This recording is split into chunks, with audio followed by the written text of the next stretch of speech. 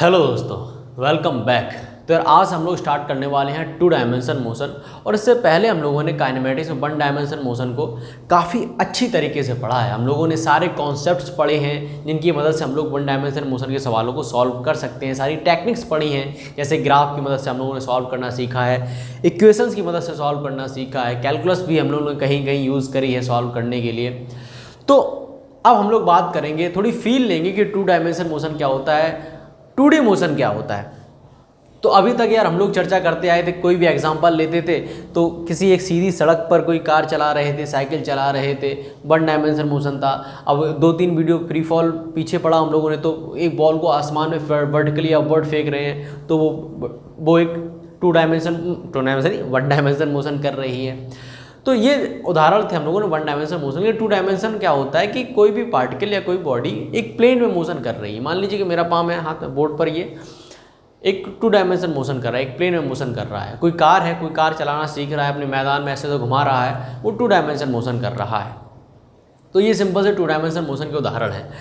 तो अब हम लोग एक एग्जाम्पल, थोड़ा टेक्निक टर्म में जाएं कि मान लीजिए किसी ग्राउंड में कोई व्यक्ति कार चला रहा है और वो ग्राउंड कुछ ऐसा है, एक्स इधर तरफ एक्स एक्सिस है और ये वाई एक्सिस है, एक कोऑर्डिनेशन प्लेन है, जो कि मैं ग्राउंड का एग्जांपल ले रहा हूँ। कोई व्यक्ति कार चला रहा है इस तरह से, ये वाला पाथ वो फॉलो कर रहा है, पाथ ही फॉलो करेगा, ये पाथ ही तो होगा ग्राउंड में। ये अगर ये पूरा ग्राउंड है, अगर मान लीजिए कोई ऐसा चल रहा है तो ये उसका पाथ ही हुआ, जो जिस पर चलता है उसको पाथ ही तो बोलते हैं, तो ये पाथ हो गया। और ये उसको ये एक्स कोऑर्डिनेट अगर कोई पूछे तो ये एक्स कोऑर्डिनेट है, ये इसका वाई कोऑर्डिनेट इस पर्टिकुलर स्थान पर, पोजीशन पर, और वो पोजीशन भी बता रहा है। ओके, तो ये है कि कार चल रही है बिंदास एक्स वाई प्लेन में। अब हम लोगों से एक सवाल, एक क्वेश्चन आता है, उसके बाद आगे बढ़ते हैं कि अगर मैं इसकी इक्वेशन निकालना चाहूँ, ये जो कर्व बना है, अगर मैं इसको ग्राफ की नज़र से देखूँ, पाथ की नज़र से ना देखूँ, तो ये जो कर्व बना है ये एक्स वाई में आएगा। तो इसी जो एक्स वाई में जो इक्वेशन आएगी इस कर्व की, इसी को हम लोग बोलते हैं इक्वेशन ऑफ ट्रेजेक्टरी। मतलब इसकी डेफिनेशन क्या है कि ये उस पाथ की इक्वेशन होती है जिस पर कोई पार्टिकल चल रहा होता है, जस्ट लाइक दिस। इसकी जो भी इक्वेशन एक्स वाई में आएगी वो क्या है, इसकी इक्वेशन ऑफ ट्रेजेक्टरी होगी। तो इक्वेशन ऑफ ट्रेजेक्टरी ही हम लोग पढ़ने वाले हैं। तो इक्वेशन ऑफ ट्रेजेक्टरी क्या होती है आपको पता चल गया, ये होती है इक्वेशन, इस कर्व की जो भी इक्वेशन होगी वो इक्वेशन ऑफ ट्रेजेक्टरी होगी। तो ये तो नॉर्मल सी बात थी, लेकिन खास क्या है, खास ये है कि हम लोग 1D मोशन में तो ऑब्जर्व कर लेते थे कि हाँ ये चेंज इन पोजीशन हो रहा है, ये वेलोसिटी है, वेलोसिटी में चेंज आ रहा है, ये एक्सेलरेशन है। लेकिन यहाँ पर हम कैसे मोशन को देख पाएंगे? 2 डायमेंशन, ये 2 डायमेंशन दूसरी दो विमाओं की दुनिया में मोशन कर रहा है, तो हम लोग कैसे देख पाएंगे? तो उसके लिए एक सीधी टेक्निक है कि सबसे पहले आप सिर्फ एक्स पर फोकस करें। आप देखें कि आप देखो, हम लोग वैसे काइनेमेटिक्स पढ़ रहे हैं, तो टाइम का इन्वॉल्वमेंट बहुत ज़रूरी है। ये व्यक्ति यहाँ से कार लेके चला है, कुछ टाइम तो लग ही रहा होगा, कोई टाइम तो लग ही रहा होगा। मानो t/0 चलना स्टार्ट किया, तो सबसे पहले हम लोग क्या करें, अपना टाइम देखेंगे और सबसे पहले देखेंगे टाइम के अनुसार ये x कैसे चेंज कर रहा है। सिर्फ हम लोगों का फोकस सिर्फ x पर होगा, y पर नहीं होगा कि x कैसे चेंज कर रहा है। तो मैं यहाँ पर अगर इसका एक ग्राफ ड्रॉ करूँ, छोटा सा नन्ना सा ग्राफ ड्रॉ करूँ, टी ग्राफ मतलब xt graph, X axis metre में है, मीटर ही मान लेते हैं, मीटर में है ये, ठीक है। तो कितने टी पर, जैसे t/1 सेकेंड पर x कितना बड़ा, t/2 सेकेंड पर x कितना बड़ा, सिर्फ हमें x पर ध्यान देना कि t के समय के साथ x कैसे चेंज हो रहा है, यानी हमें रिलेशन देखना है x और t में, और इसी को हम लोगों ने ग्राफ में ड्रॉ कर देना। मान लीजिए इसका ग्राफ कुछ ऐसा आया, इसका ग्राफ कुछ ऐसा आया। अब ऐसे ही हम देखेंगे कि टाइम के साथ y किस प्रकार से चेंज हो रहा है। जैसे देखा t/1 सेकंड पर यहाँ थी, t/2 सेकंड पर यहाँ थी, फिर ऐसे ऐसे ऐसे वो हम लोगों ने देखा टाइम के साथ y का रिलेशन, तो t x and y metre. तो इसका कुछ ऐसा आया, इसका कुछ ऐसा आया। तो हम लोग एक्चुअली करने क्या वाले, अगर हमें पढ़ना है 2 डायमेंशन मोशन को पढ़ना है, तो हम लोग उसे बांट लेंगे। हम लोग क्या करेंगे कि एक एक्सिस 2 डायमेंशन मोशन, यानी एक डायमेंशन को हम लोग अलग पढ़ लेंगे, दूसरी डायमेंशन को हम लोग अलग पढ़ लेंगे। अब देखो यार, अब जो वाई टी ग्राफ बना है हम आसानी से बता सकते हैं कि वाई डायरेक्शन में कितनी क्या वेलोसिटी रही होगी। हम लोग सारे वो टेक्निक्स लगा सकते हैं जो हम लोग वो वन डायमेंशन मोशन में पढ़े थे। तो ये सिंपल सी फील है कि क्या चीज़ है। अच्छा, मान लीजिए कि आपको ये चीज़ें ना दी जाती हैं, आपको ग्राफ में मैंने आपको फील बता दी कि कैसे हम लोगों को डील करना है, आगे चलकर कैसे सोचना है टू डायमेंशन मोशन को, कैसे कॉन्सेप्ट्स बिल्ड करने। तो ये सिंपल सी फील है कि अगर आपको इस तरह दिया जाता है तो आपको उस टू डायमेंशन मोशन है, टू वन डायमेंशन मोशन मुझे तोड़ लीजिए, ये टू डायमेंशन मोशन है, आपने इसके एक 1D कर लिया, ये एक 2D ये कर लिया। अब अलग अलग ऑब्जर्व कर लीजिए, आप पार्टिकल को आसानी से समझ पाएंगे समय के साथ। अच्छा जी, ओके जी। अच्छा, मान लीजिए कि आपको कोऑर्डिनेट्स दिए जाते हैं, कोऑर्डिनेट्स आपको दिए जाते हैं, मैं इससे साफ करना पड़ेगा। मान लीजिए कि हाँ, इसी को एग्जांपल में ले लें, इसी को मैं एग्जांपल लेना चाहूँगा कि मान लीजिए आपको कोऑर्डिनेट दे रखे कि ये जो फंक्शन है ये कुछ इस प्रकार से बिहेव कर रहा है, x इक्वल टू 2t और y इक्वल टू 4t। ये इसकी ये जो कर्व है इसकी इक्वेशन ये एक्चुअली में एक स्ट्रेट लाइन होगी। मैं कर देता हूँ q, यहाँ कर देता हूँ मैं इसको स्ट्रेट लाइन कर ही देता हूँ, क्या जा रहा है ये, लेकिन फिर वहाँ पर ही चेंज करना पड़ेगा। मान लीजिए कि देखो ग्राफ अप टू डेट नहीं है, लेकिन आप मेरी फील्ड समझने की कोशिश करें कि आपको x कोऑर्डिनेट t के सापेक्ष टाइम से इस प्रकार दे रखे हैं, y इस प्रकार दे रखा है, आपसे इक्वेशन ऑफ ट्रेजेक्टरी पूछी जा रही है, तो आप क्या करेंगे? आपको पता है कि आपने टाइम के रिस्पेक्ट में ये दोनों ग्राफ ड्रॉ करे थे। वैसे मैथमेटिक्स में आप किसी के सापेक्ष कर सकते हैं, लेकिन काइनेमेटिक्स हम लोगों को टाइम के साथ जाना पड़ेगा, क्योंकि उसी से हमें वही चीज़ें करनी है। तो हम लोग अगर टाइम यहाँ पर टाइम की t निकाल के यहाँ रख दें तो हमें x y में हमें रिलेशन मिल जाएगा, और x y में रिलेशन ही में चाहिए, वही इक्वेशन ऑफ ट्रेजेक्टरी होती है। तो इसकी अगर ये दोनों ग्राफ इसके हैं, ये दोनों का जो सुपरपोजिशन ये है, तो अगर हम t इक्वल टू y/4 रख दें यहाँ पर, तो x equal to y³ and ये हो जाएगा 64 32 कर दो, तो x इक्वल टू ये, तो 32x y³। तो ये इक्वेशन आएगी जो इक्वेशन ऑफ ट्रेजेक्टरी है, जिसका ड्रॉ है ग्राफ इस प्रकार से। तो ये सिंपल सी पोजीशन है। अगर आपको कोऑर्डिनेट्स दिए जाते हैं टाइम में, तो उसकी मतलब इक्वेशन ऑफ ट्रेजेक्टरी आप निकाल सकते हैं। इक्वेशन ऑफ ट्रेजेक्टरी दी जाती है तो टाइम में इस प्रकार से आप उसको तोड़ सकते हैं, उसको स्टडी कर सकते हैं, x को अलग और y को अलग। ये सिंपल सी ऑब्जर्वेशन है। अच्छा, एक और एग्जांपल ले लेते हैं छोटा सा, फिर आगे बढ़ेंगे। ला ला ला ला ला ला ला ला ला ला टू डू डू डू डू। वैसे इसके बारे में फिर से मैं बात करूंगा जब टू डायमेंशन जो अपना असली टू डायमेंशन है। ये तो ऐसा है कि ये बहुत ज़रूरी है एक अच्छी चीज़ विजुलाइज करने के लिए। मान लीजिए कि कोई एक फंक्शन है x इक्वल टू 2t, एक स्ट्रेट लाइन कुछ इस प्रकार की। अब y इक्वल टू मैं 4t ले लेता हूँ, तो ये कुछ ज़्यादा एंगल बना रही होगी, ठीक है। तो ये दो x और t में रिलेशन है और y और t में रिलेशन है। हमें चाहिए x और y रिलेशन, हमें पाथ चाहिए, equation of motion equation of motion नहीं, इक्वेशन ऑफ पाथ चाहिए। तो क्या करोगे भाई, सबसे पहले यार आप t हटाओ यहाँ से, तो t इक्वल टू x/2 यहाँ रख दो, तो x/2 यानी y equal to 2t 2x। क्या लिख रहा हूँ यार, t इक्वल टू x/2, तो t यहाँ रखा तो 2x, y equal to 2x। कुछ इस प्रकार का जो है आपके पास पाथ आएगा, यानी स्ट्रेट लाइन में ये मोशन करेगी कार, ठीक है।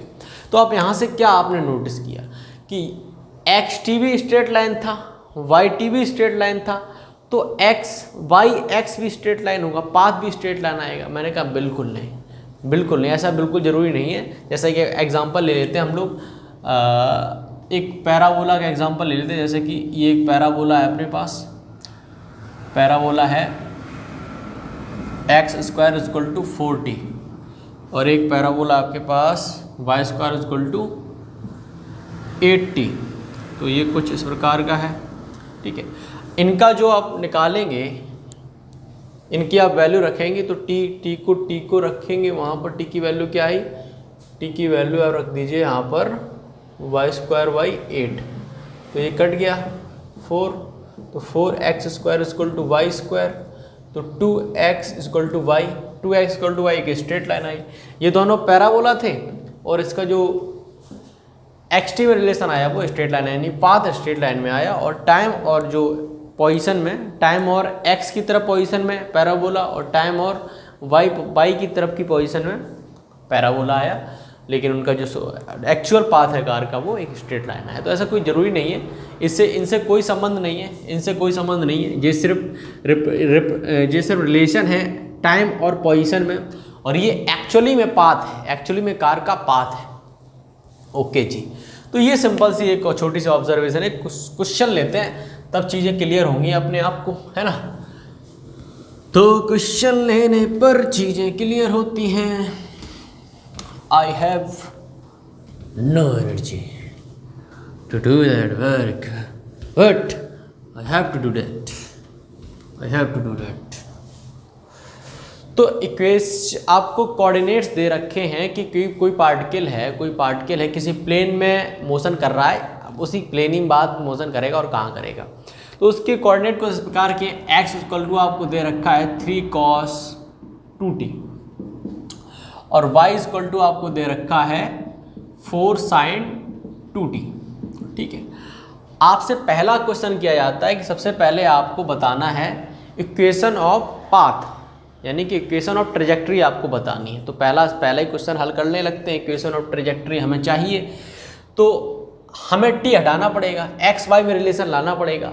तो अगर यार आप ध्यान से देखो कि cos है और sin है, तो 8th क्लास की एक ट्रिग्नोमेट्रिक आइडेंटिटी हमें पता है sin² θ + cos² θ = 1, वहाँ पर उसका इस्तेमाल करके देखते हैं। तो यहाँ पर हम लिख सकते हैं sin² 2t + cos² 2t = 1। तो sin² 2t मतलब y/4 यानी y²/16, और cos 2t = x/3, तो x² 9 = 1। अब ये इक्वेशन आपके आगे जो हमसे पहला सवाल पूछा गया है कि आपको इक्वेशन बतानी है, और इक्वेशन को मैं बना देता हूँ एक और सवाल कि आपको बताना भी है कि किस प्रकार का पाथ है, ड्रॉ करना है। एक्चुअली में आपको पाथ ड्रॉ करना है एक्स वाई कोऑर्डिनेट में। तो आपको दिखाई दे रहा होगा, अगर थोड़ी बहुत आप मैथ पढ़ते हैं, जानते हैं, तो ये एलिप्टिकल पाथ है, ये इलिप्स का एक इक्वेशन। तो ये किस प्रकार का दिखाई देता है मार्केट में, ये मार्केट में कुछ इस प्रकार का दिखाई देता है। मैं सीधा बनाने की कोशिश कर रहा हूँ। तो ये x, ये y, और y के नीचे क्या है 16 है, यानी 4 आएगा। तो y +4 -4 -3 +4। तो ये पाथ कुछ फॉलो करेगा, जो भी कार है, अगर ये कोऑर्डिनेट उसके हैं तो ये वाला पाथ वो फॉलो कहीं ना कहीं कर रहा है, इलिप्टिकल पाथ फॉलो कर रहा है। दूसरा सवाल है कि आपको एंगल बताना है r वेक्टर और v वेक्टर में, मतलब पोजीशन r वेक्टर मतलब पोजीशन वेक्टर, और v वेक्टर में वेलोसिटी वेक्टर में आपको एंगल बताना है, एंगल, और t = π/4 पर आपको एंगल बताना है। तो सबसे पहले यार r वेक्टर लिख लो। r वेक्टर लिखना सिंपल है, पोजीशन वेक्टर है सिंपली। तो कोऑर्डिनेट दे रखे हैं, तो 3 cos 2t। अब ये x है तो i कैप, क्योंकि x डायरेक्ट x की कोऑर्डिनेट तो i कैप लिखेंगे, और y के तो 4 sin 2t j कैप।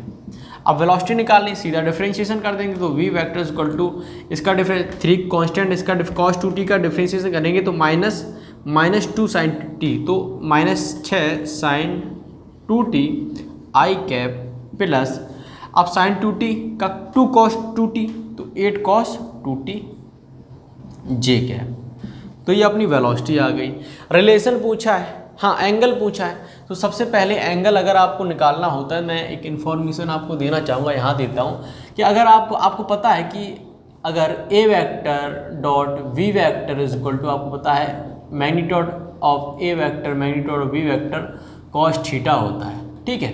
और कॉस थीटा क्या होता है, ए और बी के बीच का एंगल होता है। तो अगर हमें ए और बी के बीच का एंगल चाहिए तो cos theta is equal to होता है अपना A vector dot B vector modulus of A vector modulus of B vector. तो इससे हम लोग इस फॉर्मूले से हम लोग एंगल निकाल सकते हैं। तो हम लोग आर वेक्टर और B vector dot B vector निकालना है, ठीक है। तो क्या करेंगे, इसमें इसका गुणा करेंगे तो आई डॉट आई 1 होता है और सभी जीरो हो जाते हैं, तो आई डॉट आई 1 होता है तो सिर्फ आई किसमें गुणा करेंगे तो कितना आएगा -18 sin 2t into cos 2t, sin 2t into cos 2t को 2 दे देंगे तो हो जाएगा sin 4t, तो -9 sin 4t प्लस अब आई क्या, आई तो बनी हो गया भाई साहब। तो अब यहाँ पर 32 cos 2t sin 2t, तो इधर दे देंगे तो 4 sin 4t और 16 बचेगा, 16 sin 4t वो क्या घटा देंगे तो R vector dot B vector is equal to 7 sin 4t। अब टी का वैल्यू रख देंगे, टी का π/4 है तो π/4 रखेंगे तो sin पाई मतलब 180 sin पाई, एक sin 180 की वैल्यू होती है 0, तो ये R vector dot B vector अपना निकल के आया है 0। तो R vector dot B vector अगर अपना 0 आ गया है तो ये पूरा 0 हो गया, यानी कॉस थीटा की वैल्यू क्या आई, कॉस थीटा की वैल्यू 0, और कॉस थीटा की वैल्यू 0 कब होती है 90 पर, तो cos theta is equal to π/2। तो एंगल हमसे पूछा गया था, एंगल आ गया अपना π/2। अब इसमें तीसरा सवाल और बन सकता है कि आर और पोजीशन और एक्सेलरेशन में आप रिलेशन बताइए। पोजीशन और एक्सेलरेशन में रिलेशन मैं यहीं पर लिख देता हूँ, पोजीशन और एक्सेलरेशन में रिलेशन मैं इधर मिटा देता हूँ, यहीं हो जाएगा।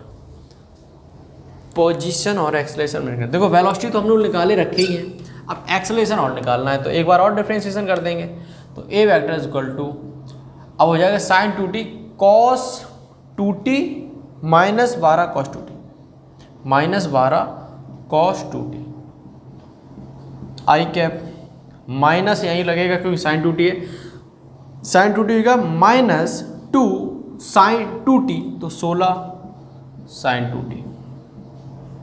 sin 2t j cap. अब यहाँ से अगर हम लोग यार कॉमन ले लें, ए वेक्टर इक्वल टू कॉमन ले लें, अगर हम -4 कॉमन ले लें तो 3 cos 2t + 4 sin 2t जे कैप है यहाँ पर, और यहाँ पर दोस्तों आई कैप है, मैंने लिखा नहीं है, आई कैप है। अब यार ध्यान से देखो ये क्या है, 3 cos 2t आई कैप + 4 sin 2t जे कैप, क्या ये वाली पिक्चर नहीं है, और ये किसके बराबर है, आर के बराबर है, तो R A vector is equal to -4 R vector, ठीक है। तो ये रिलेशन आ गया, हमसे सवाल पूछा गया था। अगर इसको हम लोग ग्राफ इसमें देखना चाहें ये पाथ में, तो आर वेक्टर मतलब पोजीशन वेक्टर, मतलब किसी एक पॉइंट पर ये पोजीशन वेक्टर आर वेक्टर है, और तो एक्सेलरेशन इसके अगर एक्सेलरेशन नेगेटिव है क्योंकि माइनस का चिन्ह लगा है तो नेगेटिव है, तो एक्सेलरेशन सेंटर की तरफ होगा, है ना, एक्सेलरेशन सेंटर की तरफ। सिंपल सी बात, कोई वेक्टर अगर इस तरफ पॉजिटिव है तो इस तरफ क्या होगा, नेगेटिव होगा, वही एक्सेलरेशन है, तो एक्सेलरेशन हमेशा ऑरिजिन की तरफ मूव करके रहेगा। ऐसा कभी पूछ लेता है सवाल, तो ये सिंपल सा ऑब्जर्वेशन था, ऐसा सवाल आने वाला आ भी सकता है, लेकिन सिंपल था। और अगली बार जो रियल काइनेमेटिक्स 2D काइनेमेटिक्स है उससे डील करेंगे, इसमें कुछ ज़्यादा मैंने एफर्ट डाला नहीं है, फिर भी आपको समझ में आया होगा कि सिंपल। देखो थीम क्या था, कंक्लूड करना चाहे तो ये था कि हम लोगों को अगर 2 डायमेंशन मोशन देखना है तो 2 डायमेंशन को 1 डायमेंशन मोशन करके देखना पड़ेगा। हम लोग को एक्स को अलग हम लोग एनालाइज करेंगे, वाई को हम लोग अलग एनालाइज करेंगे, तो यही थीम था, इसी के लिए इतनी सारी कहानी हम लोगों को करनी पड़ी। चलो भाई।